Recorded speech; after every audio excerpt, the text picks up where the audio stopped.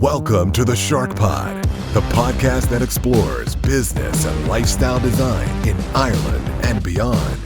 And now, live from Greystone Studios, here are your hosts, Luke Curry and Mark Baker.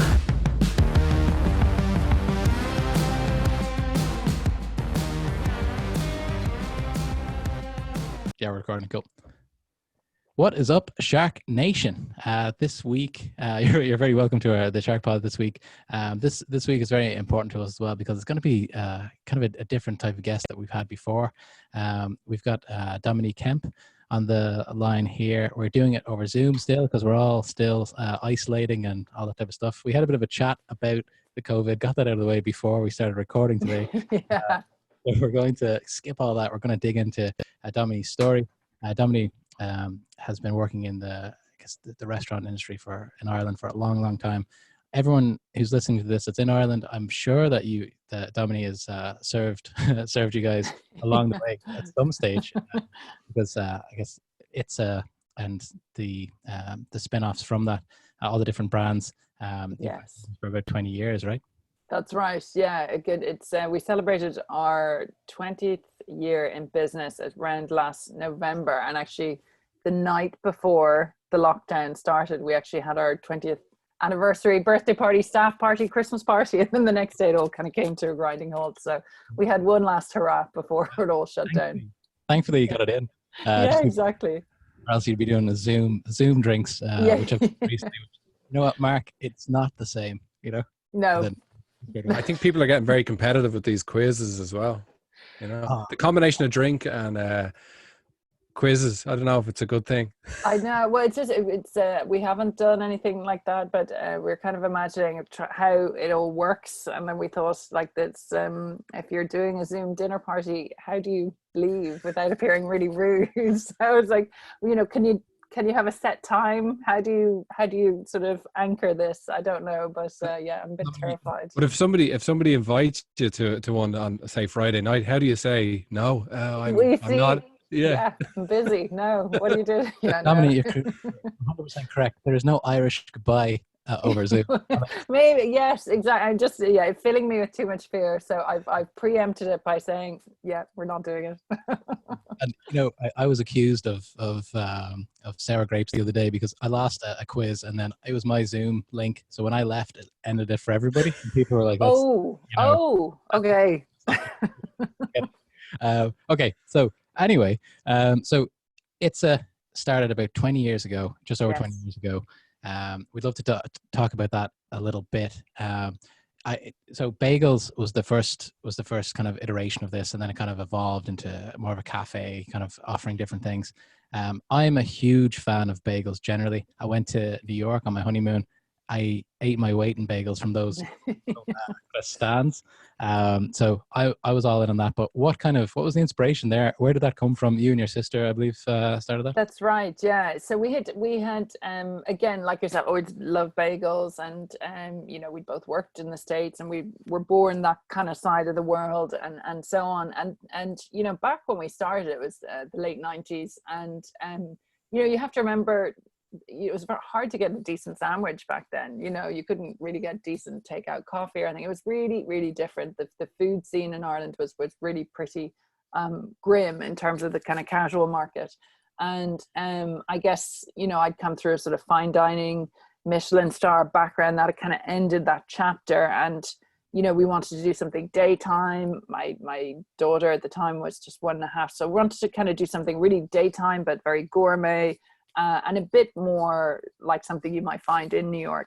I guess that's where it started. But I mean, I went to New York, and I went to H&H. So H&H bagels were, you know, they were featured on Friends, they were featured on Sex and the City, and they were the only ones geared to export. And they'd freeze the bagels, and they'd ship worldwide, and they'd arrive over in a frozen container, and you can either buy. You're getting them directly from New York. From New York, yeah. We were importing them at the time, and you could either buy 40,000 or 80,000 in one container, half or full container. And you know, these two guys, they were actually Puerto Rican, right? Helmer and Hector, H and H. So they were basically like, yeah, you know, you pay us the money, we'll ship the bagels, that's all fine. So we did it, and they arrived in Dublin, and we'd secured a premises, but we were kind of like, oh God, what do we do? And if this is a disaster, we have 80,000 bagels on the docks. Like, you know, it was suddenly the enormity of what had happened, because I'd sold a house that I'd taken 50 grand profit from a house that I probably never should have got a mortgage for, but you know, hell, it was the 90s. They get a mortgage with just a phone call.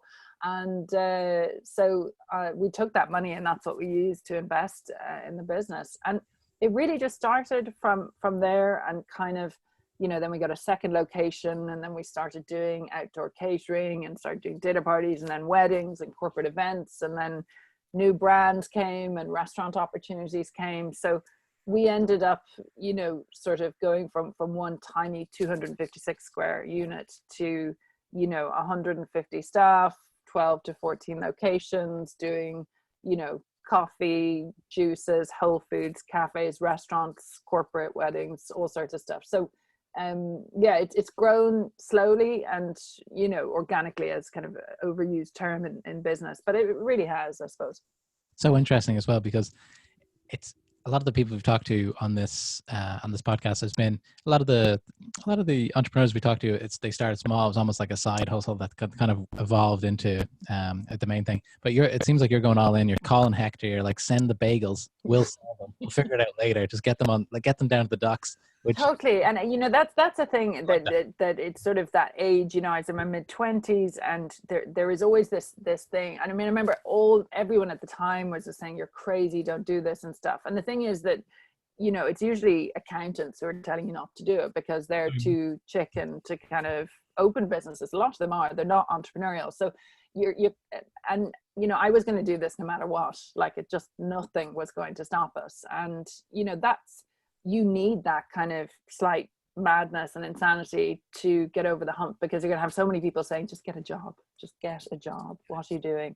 And you know, it was funny because we had a good relationship with H&H for years, and then the Iraq war happened, and interestingly, we actually, our whole supply chain was really thrown into jeopardy because the US government just sort of hijacked all shipping to, you know, for their troops and stuff. So suddenly we were left nearly without supply. We were down to our last few boxes, and we realized actually how you know, vulnerable we were in terms of supply. And it was really at that point that we started making inquiries to see would anyone partner with us over here. But you know, at that point it was kind of coming into Celtic Tigerland, and no one really had the time or the inclination. And then the recession hit, and McCluskey's, who's a brilliant third generation bakery out in Drogheda, they kind of came to us and said, actually, we would be interested in speaking to you. So we managed to 6 months of prototypes and getting all the kit from Germany and doing all this.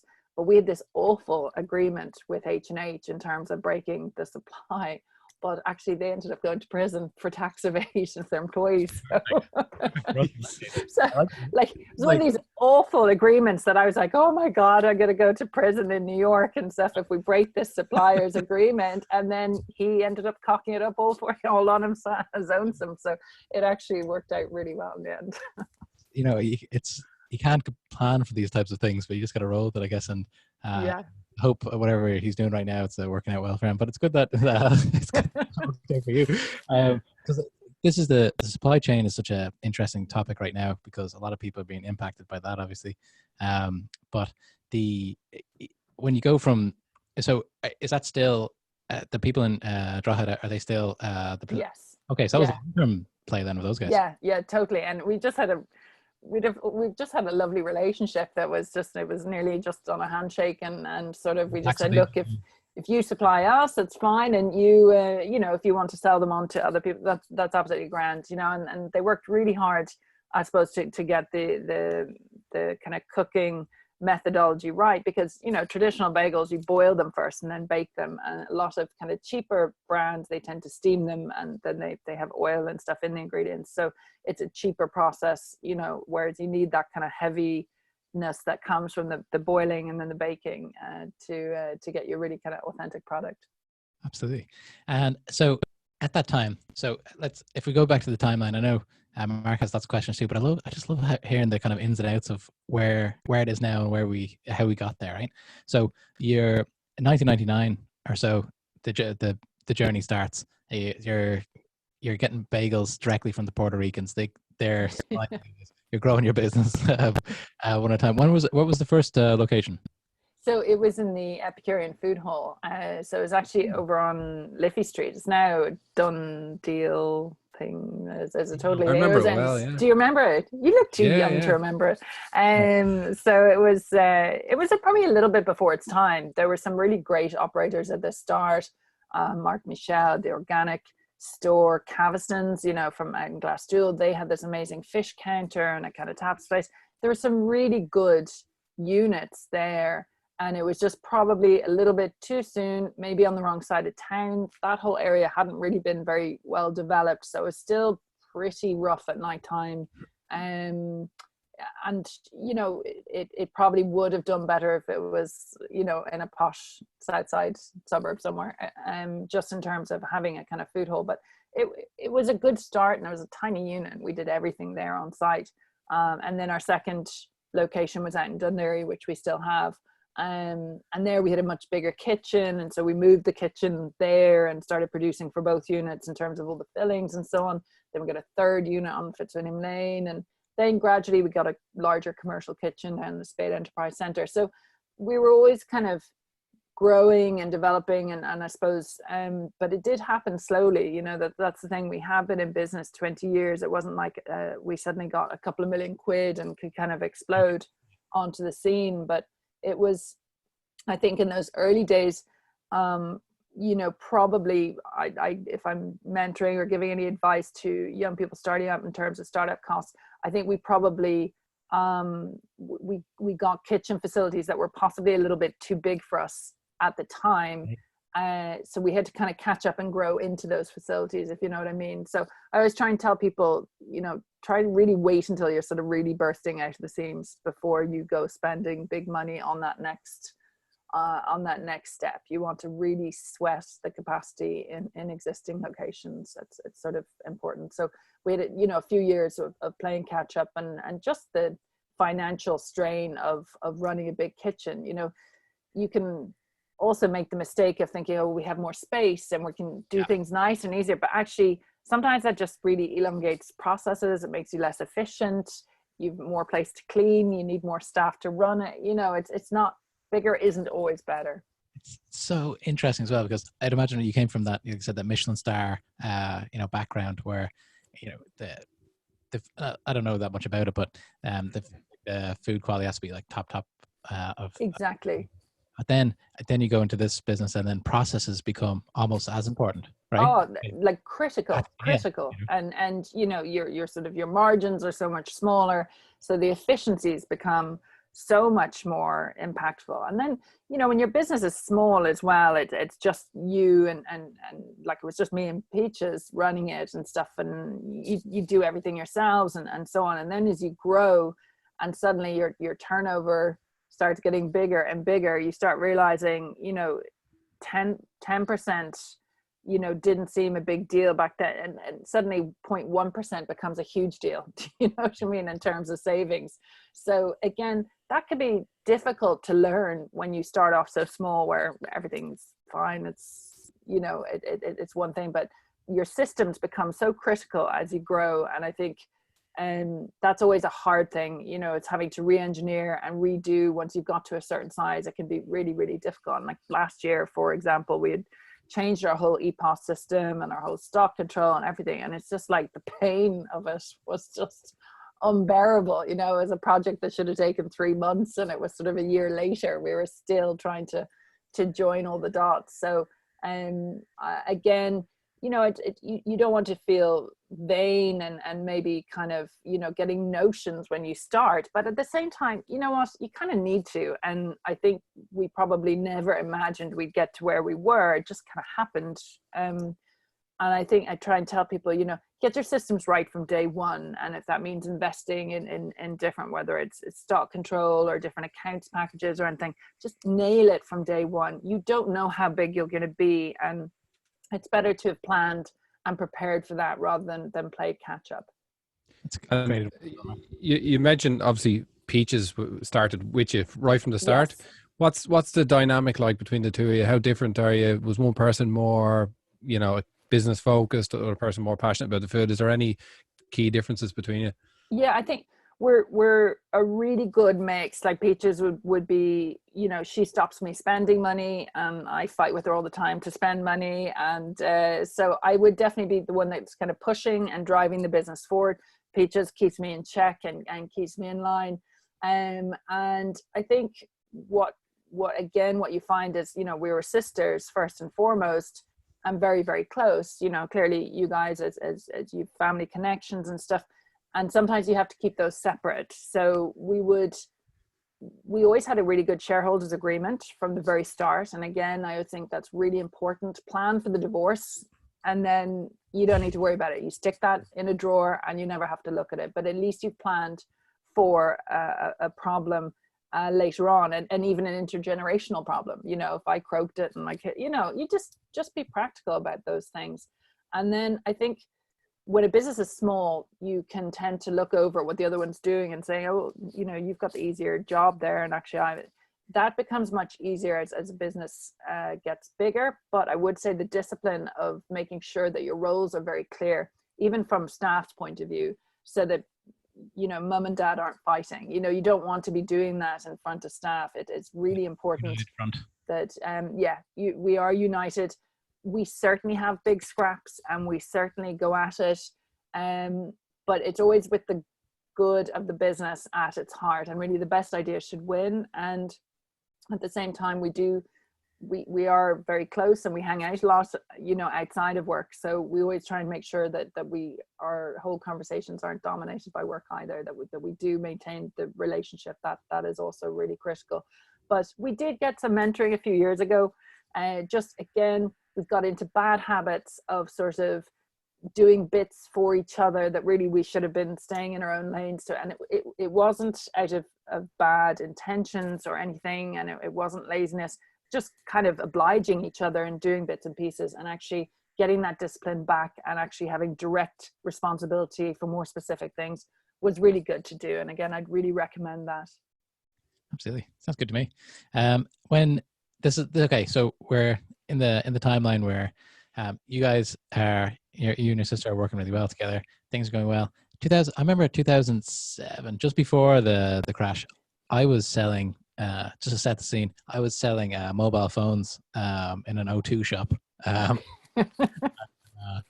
this is just that month that the original iPhone came out. That's wow. Around that time. I remember reading in the paper that, Lehman Brothers had collapsed, and I was like, I'd only known Ireland to be a land of opportunity growing up.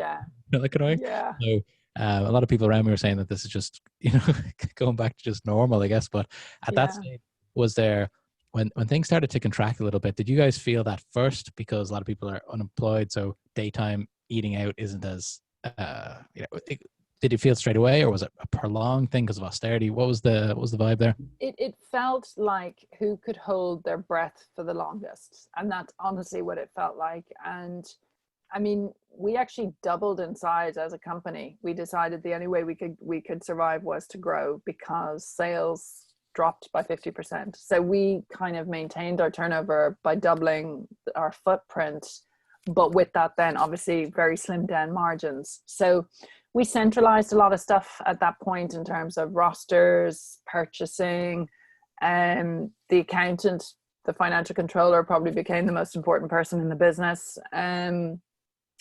Most things I wanted to do, I wasn't allowed to do. So it was a really difficult time. Now, in saying that, it was also a time that, in 2012, we managed to open up Hatch & Sons. And Hatch & Sons was really, I suppose, celebrating everything that was good about Irish food in a very casual daytime setting. And at the time, there was so much work being done by Fáilte Ireland, staycations, support Irish and everything. And if you imagine up until this point of sort of during the Celtic Tiger years, everyone wanted everything that was foreign and exotic and not Irish, and then suddenly, say that again. everyone's on Alp d'Huez or yes, yeah, exactly. And then there was this absolute sort of pivot to look back inwards, and to suddenly go, wait, we have all this amazing produce, we have all these amazing suppliers and artisans in the country, and actually we need to be celebrating a lot more and prouder of what we're able to do as a country and as a food nation.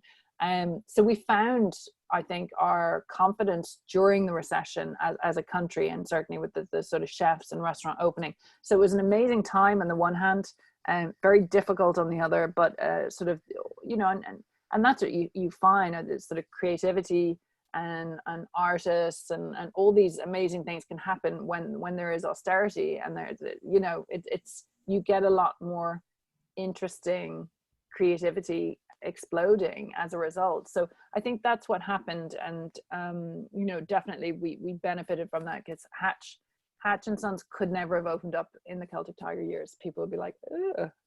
yeah, they'd be like, you know, what's that Irish stuff? Get out of here. Yeah, I know.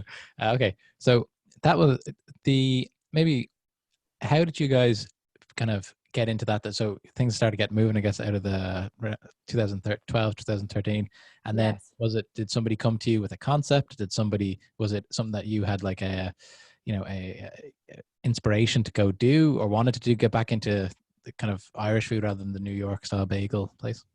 Yeah, well, I think at that stage we'd opened up, we'd Hatch and Sons, we'd Feast Catering, and then in 2013 I got breast cancer, and I suppose my whole idea of what healthy eating was really like just totally shifted. And you know, in 2015 brought out a cookbook with my co-author, The Ketogenic Kitchen, looking at low carb and ketogenic. And so for me, as somebody that had been importing bagels, to suddenly turn around and be like, that was really interesting, actually. And again, meant that we really worked on making sure there were kind of better options for people, regardless of what diet they were going to follow across the board. But it meant that we opened up Alchemy Juice Co., and we opened that in BT2 before it closed down on Grafton Street. And the idea was really coming up with something that was could appeal to whatever sort of food religion you were following, whether it was vegan, you know, keto, low carb, paleo, low fat. You know, it was important to be able to offer that in a kind of casual environment. So I really, Alchemy was my real baby at the time. Then Joe's Coffee was specialty coffee, and we opened up that the following year and stuff. So it was kind of getting into different brands that I felt was more relevant in terms of looking at really our own population. And so many people had left during the recession, then were coming back and just demanding and expecting more. And I think that we really tried to appeal to that demographic. So interesting, because I was one of those people who as I had left college, things were a little bit tough at the time. I got a job working in Davy Stockbrokers. It was not for me. So I left and went to Canada for a few years.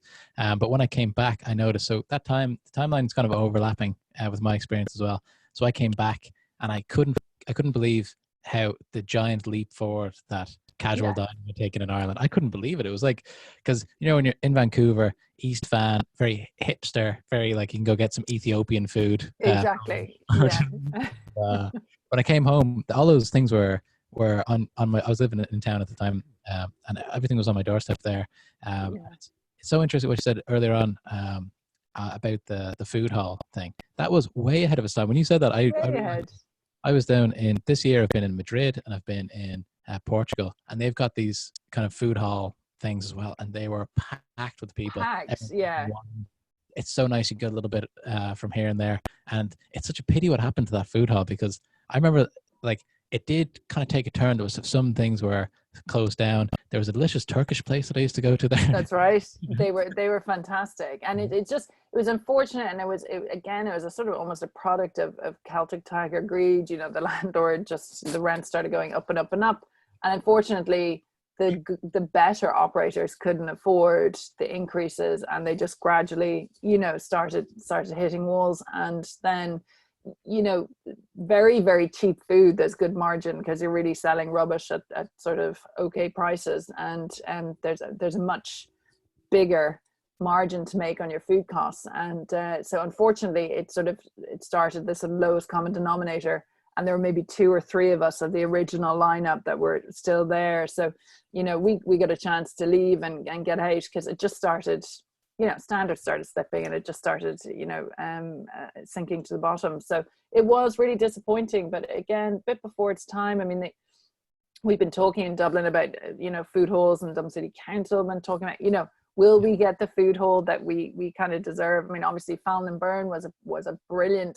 milestone in terms of getting that kind of really fantastic central city-based beautiful food store that again really supported some amazing suppliers and showcased, and you know, obviously with Sheridan's cheese and great standalone stores. But you know, it's just exactly as you said, there was just this massive transformation in terms of the food scene that there has been over the last kind of 10-20 years, and it's just brilliant. You know, it is absolutely brilliant. It sort of democratizes food, and again just lifts the bar across the country as to how things can be food wise. It's an interesting thing as well, because like the food hall now, I don't know if you, Mark, but it really bums me out now that it's a Deals with a Z, like all that creativity. And I have to walk by like this every time. we're resigned to. Even the Leo Burdocks, I believe, is gone out of there. I think you're right. You're right. Yeah, because they were there for a bit. But yeah, it's really it's a sort of it's sad to see how the circle has gone. But as I said, I walked down because we're in Arnott, so we're around the corner. But I do walk along Lower Liffey Street there, and just kind of sad to look in the window. Pity. But yeah, so you touched on something that we would love to cover as well on the SharkPod, because it is about business, but it's also about lifestyle design as well. We try to get that balance right with our guests, and it's interesting that we have somebody on the line here that has a little bit of experience in both, right? So you talked about the unfortunate diagnosis that you had. Yes. And then this kind of a ketogenic transition is the wrong word, but like the opening up your mind to that type of eating as well. I'm interested to see, like, was that the doctor driving that? Was that your own research? I know, like, you know, some people have different views on that, but where did that come from? Yeah, so I had read a really brilliant book called, it was Anti-Cancer, and it was by Dr. Servan Schreiber, and I had read that in about 2005 or 2006. So it was a really good book that came out. It was just about now he developed a brain tumor and subsequently died, but it's a bad advertisement, but he had written this fantastic book, and it was looking at all different diets and lifestyles, and really how negative a lot of the medical community was to the idea of nutrition, and you know, trying to better your outcome through an improved or supported particular diet. And I was just really fascinated by the book. So when I got diagnosed, I was like, right, I'm rereading that book, and I went straight back to that and was looking at it, and just the benefits of herbs and spices and different approaches and different diets all around the world, and so on. And then, you know, I really tried not to listen to anybody's personal story, because I wasn't really interested. And again, it's kind of very tunnel visioned in it, and went to PubMed and just looked at all the papers, and certain themes kept reappearing, which was, you know, glucose and very high blood glucose levels is a problem for cancer patients. Now, that is not the same as saying sugar feeds cancer. It's a lot more complicated, but certainly an abundance of glucose and really the corresponding insulin response. You know, insulin's a growth factor and a growth hormone, and again, just problems. You see paper after paper after paper. Now, none of this was ever discussed with me when I'd go in to meet my medical team, who are all brilliant at what they do, which is surgery, radiation, chemotherapy. But when I said, what do I do? What do I eat? I was handed a copy of the food pyramid, and I looked at it and I was like, are you serious? This is it. This is what you're going to tell me to eat. And of course, there isn't, the food pyramid is promoting a high carb diet, no matter what way you look at it, is you know, 55 to 65, depending on what percent carbohydrates. And the thing is that those turn into blood glucose. They then require a lot of insulin to be metabolized. And all the published papers are pointing to this being a problem. So for me, there was this massive disconnect. And I thought, okay. And really at this time, I met my co-author, Patricia Daly, who's a nutritional therapist, registered with BANT. She's a Swiss native. And she had come through cancer and had gone through conventional treatment, but had sort of run out of options for herself, had given up her career in finance, started studying nutritional therapy, went down a very much a fruit and vegetable and whole grain approach to her diet. The tumor was really not loving this approach at all. And then she came across some German papers about ketogenic diet and so on, which had originally been discovered as a way to assist children with epilepsy who were drug resistant, because they did notice back in the 1930s, I think, that if you fasted people for long periods of time, their seizures would actually reduce. Now, you can't fast children indefinitely. So actually this diet was created because it's a fast mimicking diet. So she started the research in that, did incredibly well, and she has been on that ever since, and that's very much maintained her good health. And when I had a consultation with her, certainly it seemed to me very clear that eating a high carbohydrate diet was probably not a good idea for my particular situation, which was breast cancer, estrogen positive, and so on. And so I really went on a low carb diet. I really started to up my intake of certain herbs and spices and look at the different combinations of food that symbiotically could improve the overall, the sort of synergistic effect. And I guess we got on so well, and we had an hour consultation that actually ended up being a 3-hour chat. And we both said, we need to do something. We need to write something and write a cookbook that really reflects this information. So it was a bestseller over here, did really well in the US, amazing endorsements by oncologists, scientists, dietitians, cancer researchers, and everything. The thing is, there's no panacea, you know, it's not to say that diet can cure cancer or anything.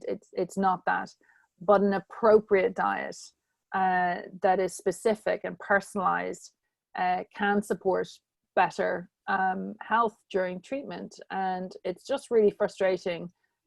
I think there's some people that don't want to know, and they just want to put their head in the sand and eat crisps and watch Netflix all day. That's fine. If that's your approach, that's grand. But even seeing the difference in terms of recommendations for cancer patients about exercise and how light they were back in 2013 and now 2020, the papers are coming out, the trials are being done, and people are much more confident recommending exercise for cancer patients. And for me, there's a lot of resistance. I've had a lot of fights with certain organizations over here. It's a fight that's going to continue because the nutrition wars are vicious, you know, and you can see it on social media. You said it was religion, and that's what it kind of feels like, I think, with some of the debates goes on. Oh, it's ridiculous. And like, for me, it's just like whatever is long, you know, whether your diet is vegan or low fat or whatever works for you, as long as it's a well-designed diet and you're aware of the pitfalls of that particular diet. And obviously vegans need to worry about, you know, their iron levels and iodine and all sorts of stuff. As long as you're aware of the pitfalls of a particular diet, and you are educated and informed and you're making an informed decision, knock yourself out, you know. But I just think the science is fascinating. And I just think that, you know, when you look at the trials and you look at the evidence in terms of the benefits of fasting as well, hugely interesting area of research. It's really, can we do more to enhance standard care and conventional care? Can we do more? Because look at the cost. The cost of cancer care is so outrageously high. If we could do something that made it more effective, we could get people metabolically healthier before they went in. I know in Switzerland, you know, they do a full panel. They check your gut health and everything, because there's this recognition you are going to respond to treatment much better if your gut health is in great nick. So again, it's changing the mentality hugely. And we know prevention is so much better, you know, than the cure. But unfortunately, we seem to have this tsunami of type 2 diabetes and all these NCDs that are happening, and a lot of which could be helped by better diet and lifestyle information. But the problem is you have food pyramids that kind of dictate how so many people eat. They're not based on pure science. I mean, that's well established. It's a tug of war between governments and food companies and trying to keep everyone sort of happy. But, you know, I think that we should have a number of different food pyramids that take different approaches and support much more of a sort of whole foods approach. That's my rant over. Sorry. What a wonderful way to take something that's, you know, a terrible thing, and you know, put something out there that's going to definitely help. Like you said, it may not be a panacea, but someone in America might pick up that book and get a few recipes out of it, or whatever even, and that would exactly. I just, you know, and if you're, I've seen sort of cancer cookbooks and stuff, and they're filled with really high sugar, high fat, which metabolically is like worst combination. And really, what, you know, with cancer, you want to be trying to kind of cool down the inflammation, cool down this, and, you know, yet you have these recipes doing nothing but just putting, you know, gasoline on a fire. And I'm just like going, these are smart people that are endorsing this stuff. They know better. And, you know, I'm not talking about the same with cancer. You know, cachexia and weight loss is a different kettle of fish, and they have different needs and different requirements. And I do recognize there is a frustration, I'm sure, with the medical community, where people come in and they say, oh, I'm going to do this diet, I'm going to do that, and then it can interrupt treatment and cause different problems. But, you know, the war that has really taken hold doesn't serve patients well at all. And the thing is, when there is that resistance, people don't share information with their doctors, and they go down these rabbit holes and do things, you know, unsupervised with poor advice, and they get into more trouble. So, you know, I think having that open conversation is definitely the way to go. And when we look at what happens in the US with functional and integrative medicine, it's the way it has to go, because we simply cannot afford the levels of unwell and sick people that are just, you know, not getting better. It is only going to increase. And unless we do more on the prevention side and start kids really early on understanding how to cook, how to eat, and how to mind their health through food, I don't see this problem going away. And unfortunately, it took a real, you know, health scare for me to kind of understand a lot more. You know, 40-year propaganda of the low-fat machine, you know, that was wildly successful. Good job. I think everyone has the low fat everything, you know. Totally. And it's getting your children to understand, to turn over the ingredients. Look at the back of that. See that low fat, that 0% fat. Yes, look how much sugar is there instead. And it's getting them, and, you know, kids are brilliantly bright about all that stuff, and they don't like the wool being pulled over their eyes. So educating them about that stuff is hugely important. And how does Ireland compare to other countries when it comes to diet and things like that? I think that, you know, what's brilliant to see are younger doctors and, say, influencers and models understanding that actually good health isn't about, you know, being, you know, terribly thin and so on, that actually exercise, fitness, health and strength and good health, those are the sort of attributes that we want to be focusing on, and especially with girls who can suffer from a lot of image issues, certainly in their teens and so on.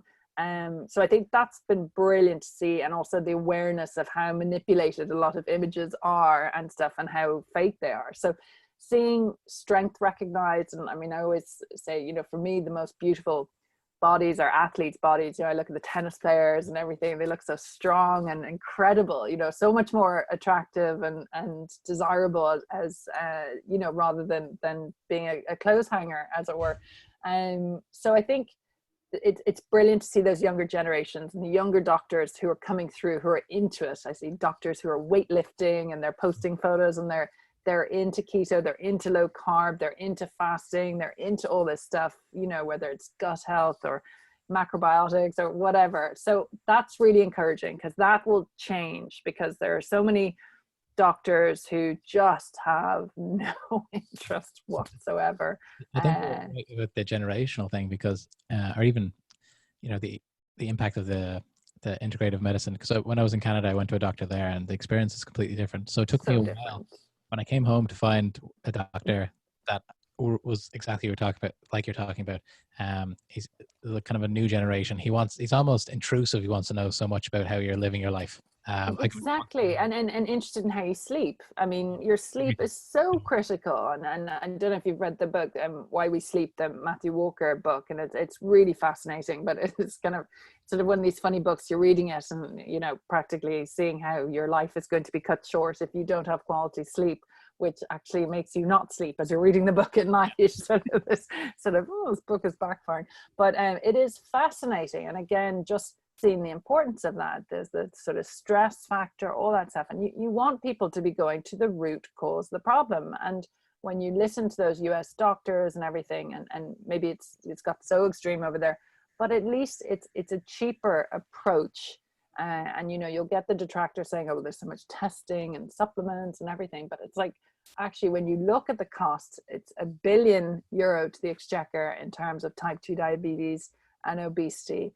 And then they, you know, we'll hear statistics as 1.8 in terms of malnutrition and poor nutrition. You add those figures, nearly 3 billion, all to do with poor eating, lifestyle habits, poor choices and everything. That's a massive amount of money. And if we could just even take half of that, exactly. If we could take half of that and do more around prevention, what could we do?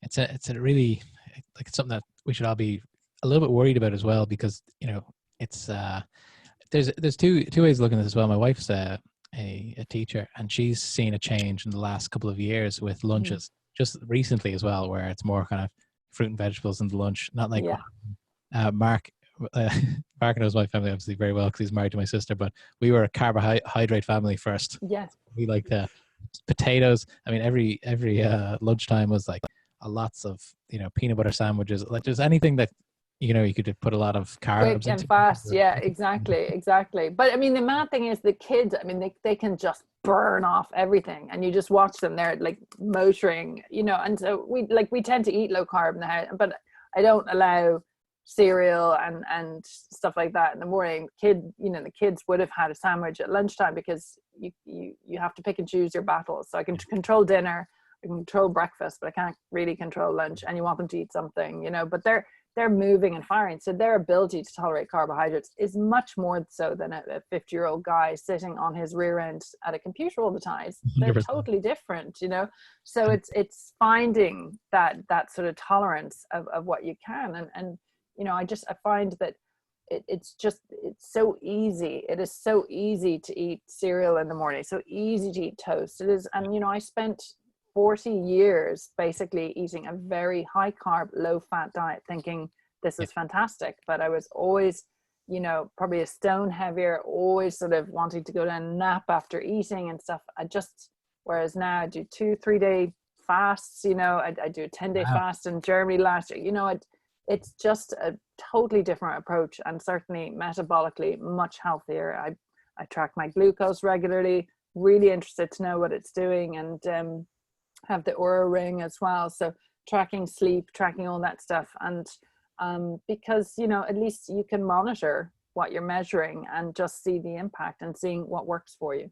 With the fasting, I know a lot of like fasting is becoming more popular, and there's lots of data coming out where, you know, the people who are like, even I remember hearing that the people who lived through the last depression that we might be going into now, we won't go into that, but the last depression where there was food restriction, those people actually lived longer in the long term because of that. So but what I find interesting is, because I've never done anything longer than not even a day, just because of flying or something, that I didn't want to eat anything that day or whatever. But what's the mental attitude like? Does it get in on you after day one? Do you have demons coming after you? What's the No, I have to say, if I'm sitting at home, like here working I can't do it. Like, it's really bad, because usually I'm writing emails about food, I'm writing menus, I'm writing, you know, so it's really hard. But if you're on the run, it works really well, because often, you know, you're jamming in meeting after meeting, and it's, you know, it's the whole lunches for whims. You just don't have time. But it works a lot better if you are fat adapted. So if you are eating a kind of low carb diet, it's very difficult to fast if you're eating a high carb diet, because the problem is you're on these roller coasters with your blood glucose. So if you're fat adapted in any way, you can, and it's about experimenting. So I used to just do, make sure that I was doing like at least a 13-hour fast at night, from night time till morning. Then I'd often find I'm actually just not that hungry in the morning anyway. But you're always told breakfast is the most important meal of the day. Well, who came up with that? Cereal companies. So, is it the most important meal of the day? Maybe not. So again, it's listening to your body and trusting that intuition. And so for me, I just started skipping breakfast, and then maybe have some soup and so on, and then dinner. But you find that sometimes eating earlier is better. You sleep better. You digest your food. Having a walk after dinner, again, that kind of postprandial thing. Again, when you're looking at the glucose monitors, is to see what's happening with your food, seeing how different food spikes. I could eat like some pre-lentils, even a small amount, and my blood glucose will stay pretty high for a longer period. Whereas I remember stealing some chips off one of my children and everything, and it shot up, but it came down very quickly. Again, there's this corresponding effect of what that does. So I really into the fasting now, and I get great clarity. And as I said, I did a 10-day fast last year, which sounds hideous until you do it, but I finished my master's over there and everything, and it's really amazing, very enlightening. And it's at a clinic where there's people that do 21-day fasts and stuff, and they're all in their 70s, and they look amazing. Wow. So it's such a great thing, but hard to do at home. But I found the 24-hour fast at home very doable. Have a little coffee with a little cream during the day, and that just kind of takes the edge off any hunger, and just stay busy. And it does feel good, but it really doesn't suit everyone, and that's the important thing. If you hate it, don't force it. Yeah, I don't know, Mark, we might give that a go. I know Luke gets angry when he's hungry, so I don't want to be around hungry him. No, that's the thing. Well, that's where the fat adapter comes in. You need to be kind of low carb and eating more fat. Otherwise, you will find it really hard. You'll be breaking up with Mark. He'll dump you as a brother-in-law. Yeah.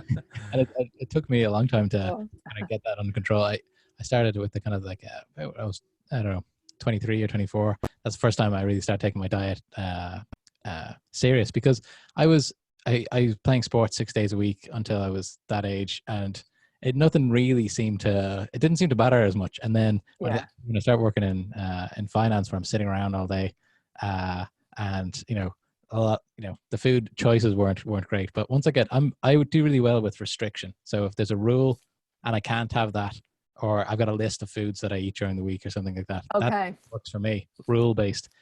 Moderation's not really my. Mark will tell you all about this. Moderation's not really my game. That's okay. I think, like you said, everyone's different. You got to find out what's the.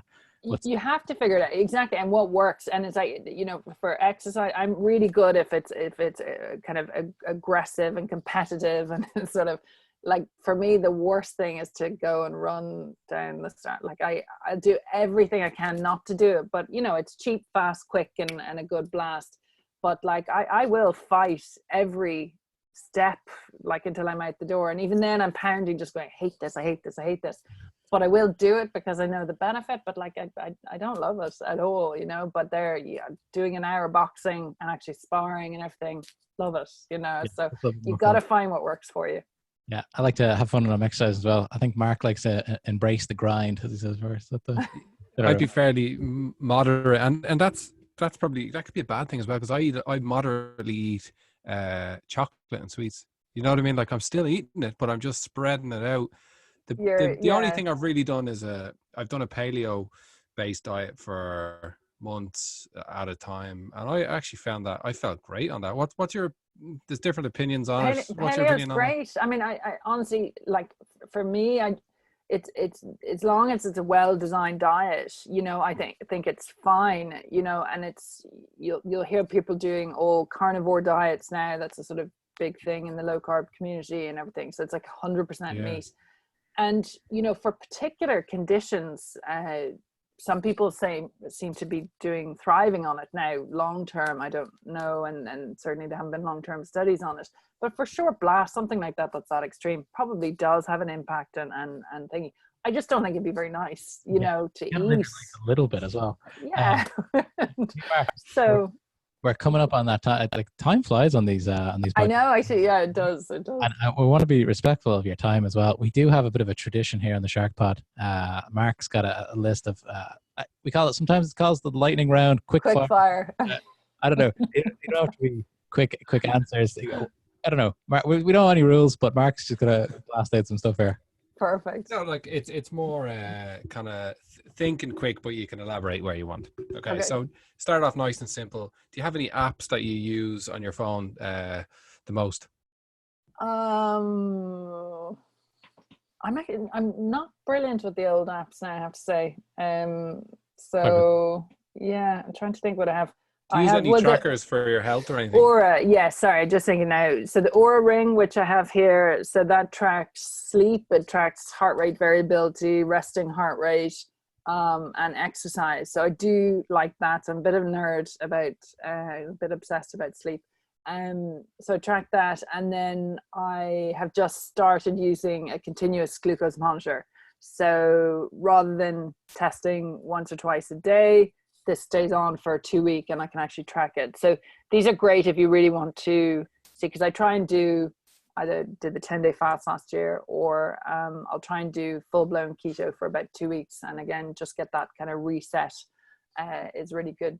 Rest of the time, I eat low carb most of the time. But yeah, those would be the two. So I would, health trackers, yes, but everything else is a bit useless. That brings me on to my next one. What's your favorite social media and why? Whether it's for you or for the business, or I do think Instagram's quite nice. So it seems a kind of friendly place. Twitter can get a bit hot and heavy. So.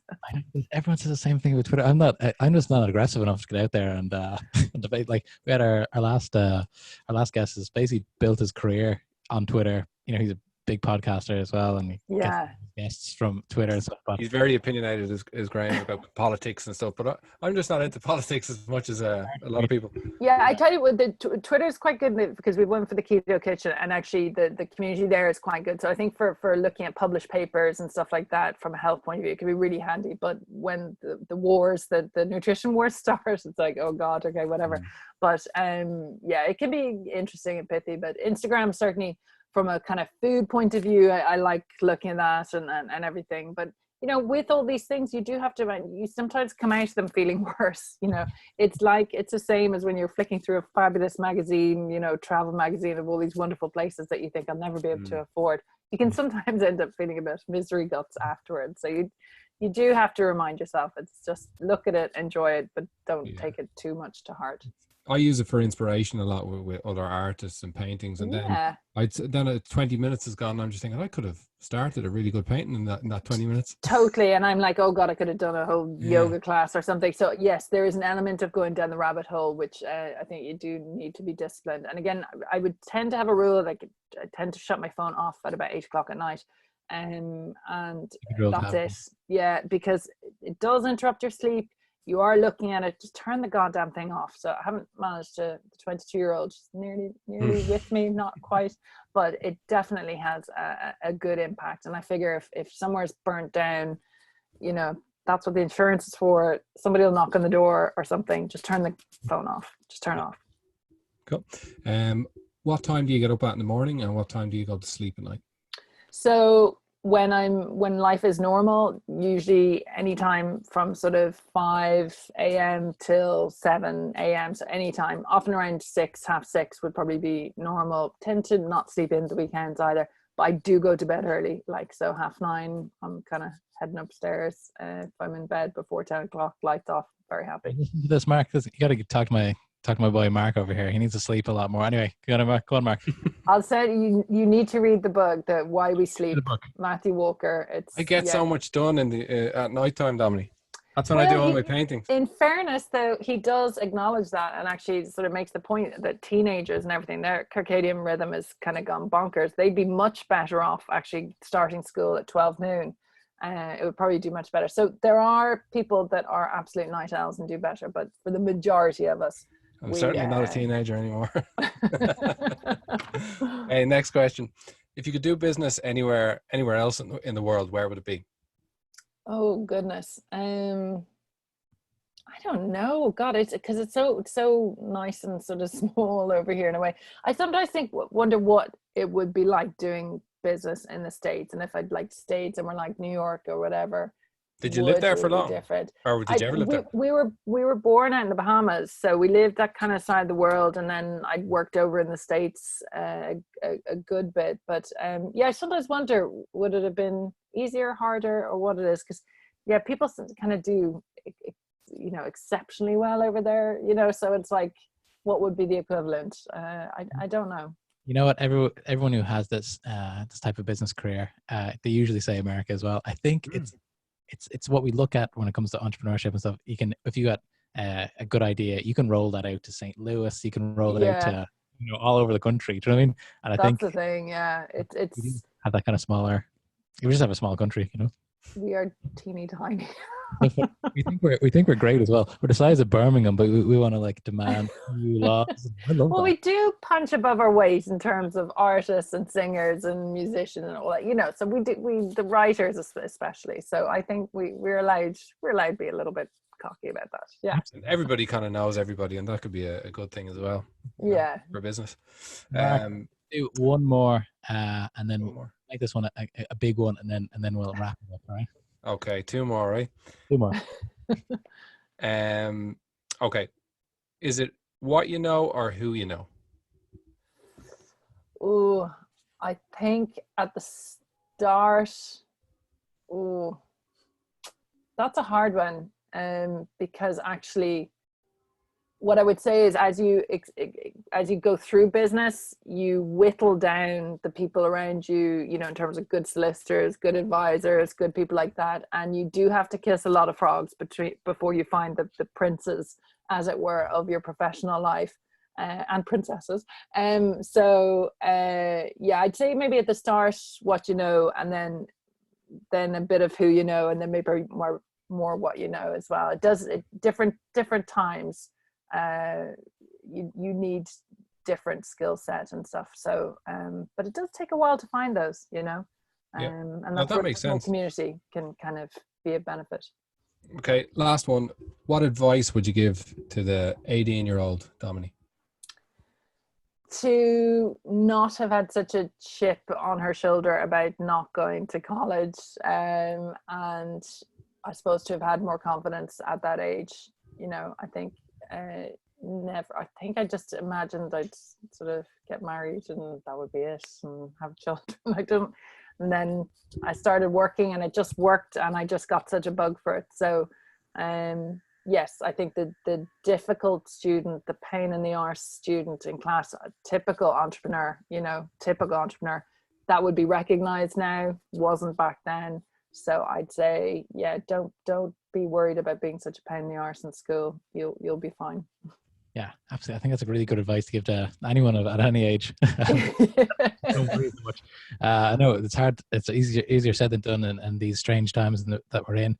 But Domini, it's been an absolute joy having you on the SharkPod today.